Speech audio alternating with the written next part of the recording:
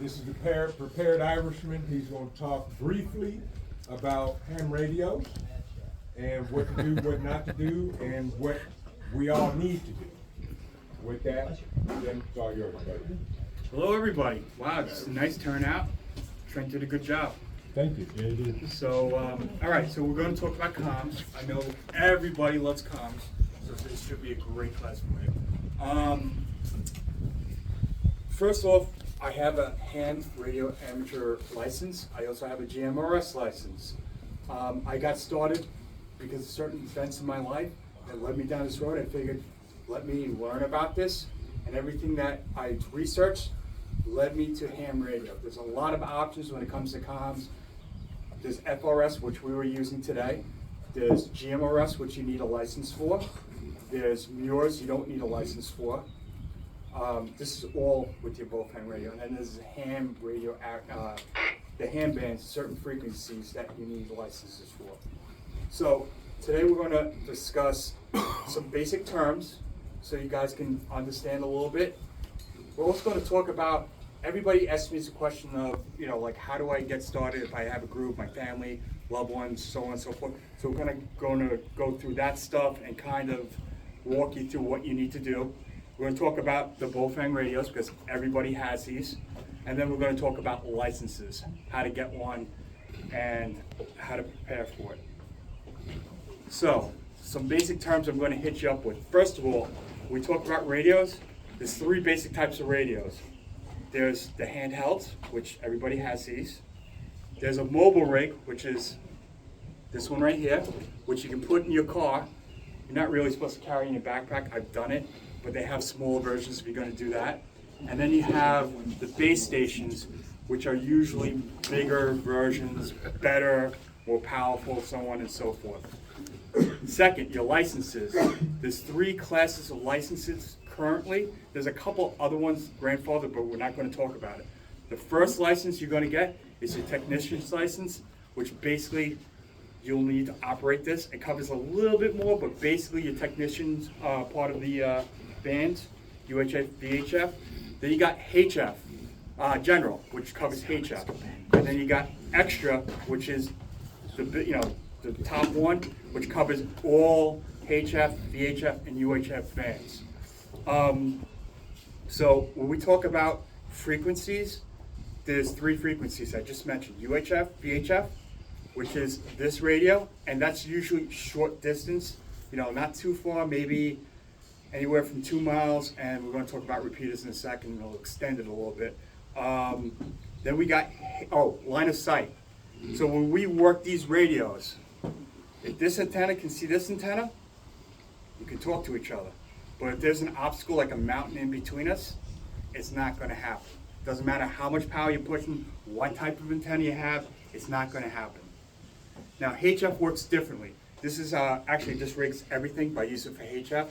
This rig I can talk all over the world, states. It's not so much great for shorter distance. So there's, this one will fill in the gap where this one dies off. Basically, the way this works is you see this big antenna up here? I just put it up before. This one, instead of going to antenna, this one will go off the sky, the ionosphere, and then bounce down like a continent away, a state away. So that's basically when you talk about the frequencies that we're talking about. There's three frequencies and how they work. There's a thing that we hear all the time is repeaters and simplex. Simplex is radio to radio. A repeater is basically a radio transmitted to a repeater, which is usually higher up. So if you have that mountain away, the repeater will be on top of it. So it's basically relaying the message, which will extend the range. And that's why everybody wants to use these repeaters, but you need a license for it. Okay, so now when we're talking about extending the ranges of this, there's a couple of terms I'm going to hit you with. Height is might. The higher you go with the antennas, the better off you are. Think about it. If I want to transmit like short distance, all right, there's trees and stuff, I can hit Mike or anybody else here a mile or two away. But if I really want to go further, I want to start climbing. Top of your house, top of your roof, get above all these trees as much as you can, and that will extend the range. It's still limited though. The repeaters, usually you talk about like in New York City, they have them on these high rises and stuff. They have better antennas and, you know, more power pushing it. So, for example, I know a lot of people from different areas, but I've been in Harriman Park. I've talked all the way out to Suffolk County through the right repeaters. Not every repeater is equal. You know, there's some repeaters better than others. So just remember that. Power. A lot of people will get like these antennas, these big batteries. Oh, this one pushes out 8 watts.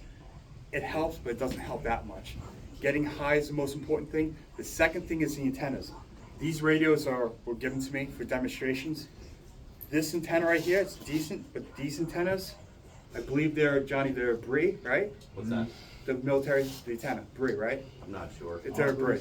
Yeah. There's knockoffs of this, so be careful when you go online. You can do research, I'll tell you which ones or whatever.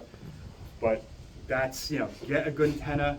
I would also recommend getting a really good battery. This is, both these radios are the same, but this battery, you can buy it on the side and it will give you a little bit more power, last longer. Okay, so now we're going to go into trying to talk to our loved ones and families and stuff. There's a couple of steps. One, everybody involved in your group, your family stuff, they have to get licenses. It does not work. I've heard every excuse under the book. Jim, I don't need a license to push a button during an event. Nobody's going to come get me. That's true. But how do you know if they work if you don't test them? You know? So you have to get the licenses. 2, you have to create a plan. So when you create a plan, what frequencies are you going to work on? What times are you going to reach out to talk to each other? It matters, because when something goes on, you're on the radio, and meanwhile, nobody's answering you back, or this, that, and forward. So you want to make sure that you have, like, at the top of the hour, every hour. You're going to also save your battery, too, by, you know, by doing it in certain intervals, having those frequencies. And also, too, think about it. The first thing you should be doing is using your phone. That goes down, go with text messaging. Third hand, if that goes down, have, like, you know, some, if everything fails, this is what we're going to do, whatever it is that you agree upon. Third, once you get the plan together, you got your licenses, test it. You got to see if it works. I work with a couple of people, and, you know, we go on certain frequency. The frequency works for him, but doesn't work for him. So now you got to work on some things. Usually, the next step will be upgrading that equipment. These radios are very limited. You might have to go up to a mobile. You know what I mean? Get a better antenna, get it higher. So, and then once you upgrade the equipment, test it again until you have everything worked out. Because it's important, like I said, everybody comes to me. Oh, there's an event, they're panicking. What do I do? What do I do? Well, you should have been doing this before, not now. Right. It's hard to help. It's like when people talk about prepping, they're panicking, they come to you, like, you should have been doing it all along. I can't do anything for you now. So do that. All right, so the bullpen radios. How many of you guys have these things? All right, quite a few. Do you guys know how to operate it? Okay, all right. I'll go over a couple of functions here. Some of these things are really straightforward, but some of you might not know it. On-off button right here.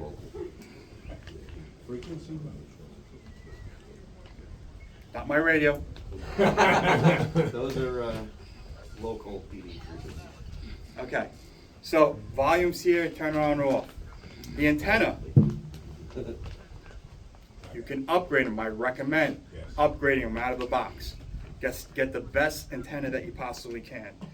What I like to do is when you're carrying these things, if they don't fall off in the trail on you, I like to see, like this right now, where are you going to put it? Right. So, you know, some guys will put it here. This antenna is like a pain in the neck. So what I'll do is I'll go, like, if we're doing something like that, the little stubbies that you get are great. I'll take this off, I'll put it in my pack, but when I need the better antenna, that's when it goes on. There's mics for these things, everything. All right. I used to know these radios really well. I used to be able to do it like this without even looking. All right. So you got the orange button right here. So the orange button is frequency and channel mode. Channel mode is all those stations that you program into the radio. You can On the new ones, I don't know, I think you still program from the front, but there's a program called Chirp and a cable. And you can preset everything in there if you need to. One of the most common things is, people come up to me, can you program my radio? Yeah, I can program your radio. But you live here, she lives there. This has to be customized for your needs. So by me putting some stuff in, it may work for you, it may not. So you really should spend the time and learn it. Next button right here is the AB button. So there's two channels here, right? Sometimes people split it up in the frequency, the numbers, and then the actual place like ISOP, and there's a number next to it. One on top, it says 462612, which is on the bottom, if you transfer down there, is FRS3. And this button will just make you go up and down, up and down. It's really that forward.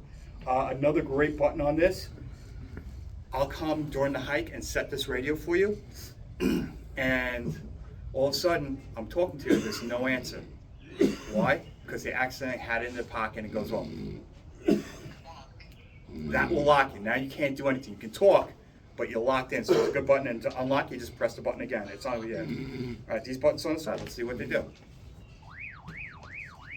Now, if I had another radio, usually, and it's set on the same frequency, if somebody's like over here hiding on me, it's not on. So I'll hit this, and all of a sudden he'll be tipped off. It's like it's a distress call, basically, and it goes to the other Bofang radios. And I don't know if it's on the same frequency, but you can tell you have it on. Yeah, that's it. Nope, it has to be on the same frequency. So if somebody's, you know, if we were all on FRS7, somebody falls, they get to, all of a sudden I hear that, it's a good function now. So I have to turn it on. The bottom button here, down here, everybody see the button where my thumb is? That works the light. It's not the best light in the world, but if your light goes out, it's something. And it flashes too. How about that? FM radio. So if you press this button instead of holding it down like I did before and you got that flashing, I don't know what frequencies around here. 97.1 ESPN. What is it? 97.1. No. Dayton. I don't know. Columbus, yes. I can't see. We're not going to. I can't help you there. Yeah, I don't listen to the radio. All right. Do you? The clip here for putting on, like I said, you got to find a home. You're going to have to find, you know, where it is. I talked about the battery before. I highly recommend getting the battery for these things and the antenna. Also, too, on these things, I didn't point it out. Does it have it on this one? On some of these batteries, where is it? Does it have it on this one? No, it doesn't. Yes, Wow. see. On some of the batteries, oh, here it is. I'm blind. You can get a USB charging cable, which is kind of cool because if you're out in the field or something, you just got to get the right, the right thing for it. But usually they come with the standard. You plug it in here. It's like I ain't taking that charger out in the field. That's ridiculous. So you can get something that goes into that, but it only comes with the bigger batteries, not the smaller batteries. What else? I think the clip. I hate the clip. It sucks. It always breaks. It comes. Nobody does this, but it comes with a little thing with a little string. Maybe hang it a little bit. You'll figure that out. All right. So, what can this radio do? It can do a lot of things. I mentioned a couple different frequencies out there, like FRS. You don't need a license for. Technically, it's not legal on this, but nobody's gonna come get you or whatever. GMRS, you do need a license for, but it's similar to ham. There is some more limitations, but to me that's probably a nice second. You can hit the repeaters, usually they close. Power outage, you can't pump as much power through them, or put the antenna, you have to, there's all types of regulations as far as heights. But that's an option. It's not a test, it's a money fee. I think it's like $75, anybody? 75, yeah. Yes. And 4 people, he actually has the license. 35 now. Is it, it went down? DMRS dropped down to 10, I think. Is it? It's getting better. Wait a couple more seconds, we'll get The that one number. gentleman, Up to 4 people can use that license. So if you have 4 people in your household, it's not a bad gig, And like I said, it's not ham, but it's a nice second. Yours was a business frequency. they gave it to us. You don't need a license for that either. I like Mures because not a lot of people go on it. So, if, you want to communicate with the group or whatever, everybody knows about FRS everywhere in the country. Like, you guys use it too. So if I go on that, it's not like down the common path. Here's another thing. I don't have this radio hooked up. There's certain frequencies that you can use your phone to talk to your radio. It's through the internet. But there are certain applications. Everybody say, well, yeah, I need something.